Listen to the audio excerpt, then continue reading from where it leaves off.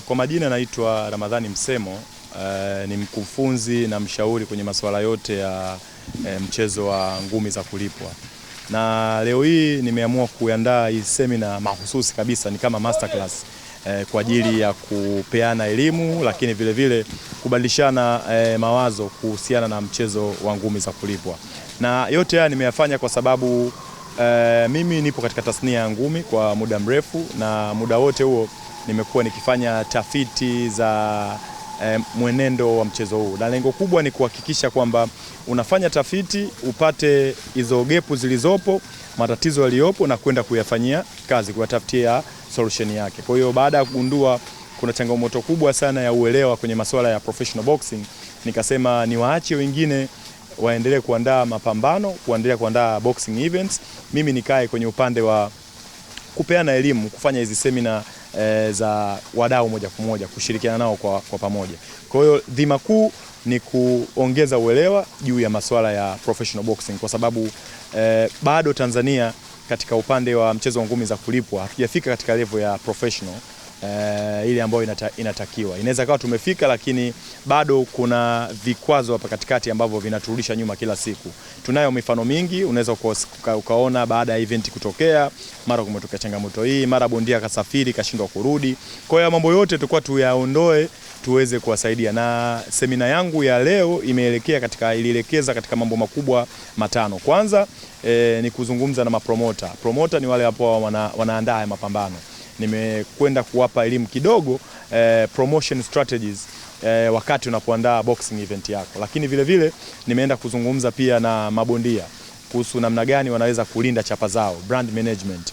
Mabondia wengi wanasahau kwamba chapa zao pia zinaweza zikawapa chochote kitu, zinaweza zikageuka pia ikawa ni sehemu ya chanzo cha kupata fedha zao. Lakini vile vile nimezungumza na wadau wengine ambao ni marefari, ni ring officials, umuhimu wa kuzingatia zile sheria za mchezo wa ngumi. Inaweza kawa wanazijua, wanazikumbuka, lakini kuna wakati wanakuwa wanagafilika. Ni mambo ya kawaida, ni binadamu.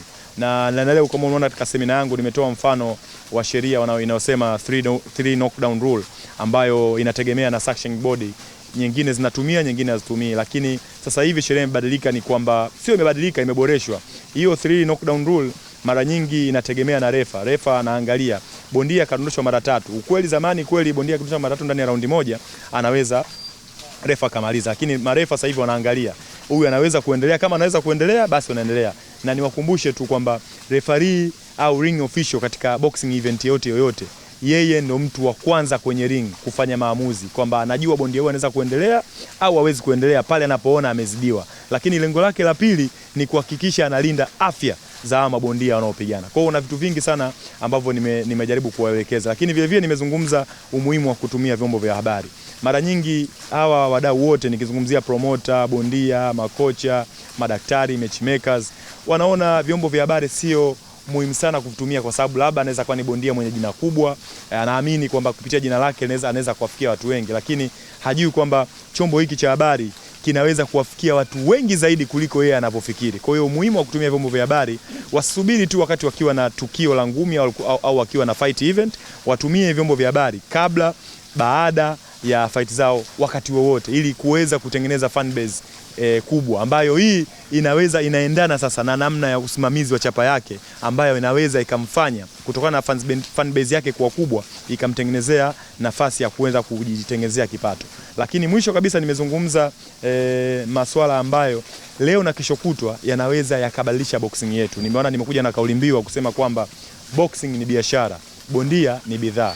Kwa hiyo kila bondia atambue kwamba yeye ni bidhaa, lakini hii tasnia yetu ya ngumi ni biashara kamili kabisa, kama ukiweza kufuata zile kuzingatia taratibu na misingi ambayo ipo. Mabondia wetu na makocha wetu na mapromota muda mwingine wanakutana na changamoto wakati wa maandalizi, wanakutana na changamoto kukosa udhamini, lakini haya yote ni kwa sababu kuna baadhi ya maeneo tumekuwa tukikosa. Kwa mfano leo unaandaa pambano lako la ngumi kubwa kabisa, wewe unategemea promotion ije kufanyika kutokana na jina la mtu. Hapana, promotion itakuwa ufanye katika mizunguko yote. Katika hii round tunasema 360, utumie digital channels, utumie TV, utumie radio, utumie print media, ili mradi uweze kufanya ili tukio lako liwafikie watu wengi. Hapo sasa ndio utamfanya yule mdhamini aweze kuja. Ndio maana tunasema fight bora au event bora ya fight sio tu kwenye majina, ni bali namna gani unafanya promotion yako.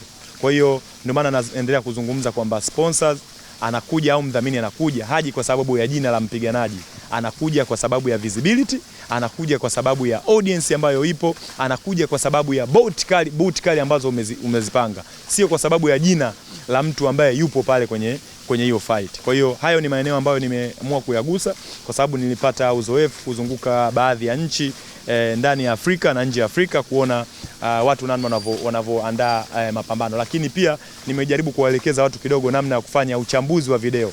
Mara nyingi wana michezo wetu, wadau wetu kwenye ngumi za kulipwa, mara nyingi wamekuwa wakifanya uchambuzi wa video kwa kwenda kumwangalia mtu tu kwenye hizi digital platform, kumwangalia kidogo kwamba huyu bondia akiangalia bondia mkali huyu namweza tukutana naye kwenye ring. Lakini kumbe uchambuzi wa video nao una taratibu zake, una step zake. Kuna step lazima uzifuate ili uweze kufanya uchambuzi wa video, kujua mpinzani wako anachezaje, ana uzoefu wake uko wapi, lakini mwenyewe pia itakusaidia kuboresha katika maeneo yako kwa siku zijazo. Kwa hiyo kuna hivyo vitu vikubwa vitano nimevizungumza leo ambavyo kimsingi naamini huu ndo mwanzo wa safari yangu, huu ndo mwanzo wa Glove Talk ambaye inatoa platform ya kama hizi za kufanya capacity strengthening, lakini pia vile Glove Talk hii inatengeneza podcasting, lakini pamoja na vipindi vya TV na pamoja na radio. Kwa hiyo niwasisitize waandishi wa habari ambao mmefika kuhudhuria katika hii semina ya leo. Hii ni semina ya kwanza. Tutaendelea kukutana kwa sababu mimi nathamini sana vyombo vya habari na huko ndo kuliponilea. Kwa hiyo niseme